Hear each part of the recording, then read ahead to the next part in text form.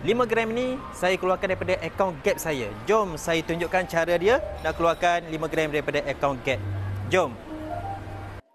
Assalamualaikum, saya sekarang berada di Tri Damansara. Itu mall. Kat sini kita ada mesin emas Public Gold.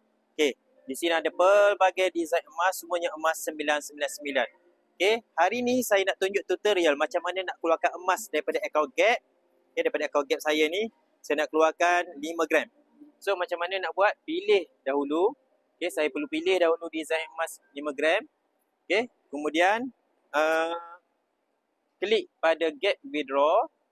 Okay, ada QR code. Jadi pada app ni, okay, pada app ni saya klik pada QR code kat sini. Okay, dia keluar. Jadi saya perlu scan. Scan saja kat sini kita akan terima TAC. Okay, request TAC. Okay, dia dah tulis dah nama mall. Okay. Okay, ini TAC kali pertama. Okay, so saya dah terima TAC saya. Dah selesai TAC. Tengok kat sana. Okay, kemudian proceed. Proceed akan ada TAC kedua. TAC kedua ni kita masukkan kat mesin ni. Okay. Ni untuk kita masukkan TAC kedua. Jadi saya masukkan TAC kedua 860577. Jadi ini untuk buat pembayaran bagi premium dan juga ATM fee. Okay, saya pembayaran dia ialah RM35. Jadi touch sahaja kat sini.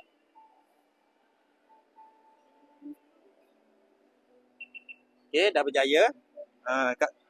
App pun dah keluar notifikasi.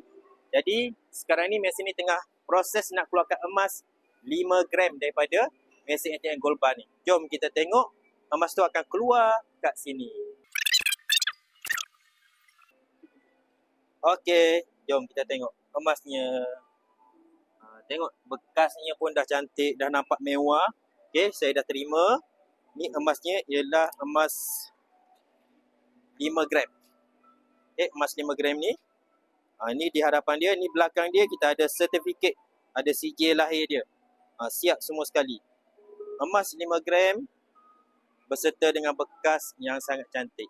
Okey, jadi dalam app saya dah tolak dah.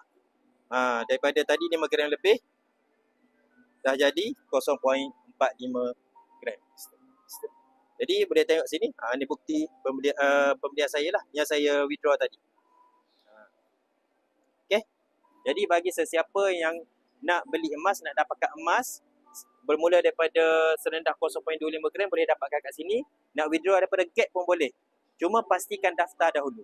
Daftar ni percuma saja. Boleh dapatkan nombor ahli, boleh buat pembelian kat sini ataupun boleh buat pembelian dalam app dan withdraw kat sini. Kat mana-mana mesin ATM. Okey, apa-apa boleh contact saya. Boleh contact nombor WhatsApp saya 014 34 27796. Okey, jumpa lagi. See you next time.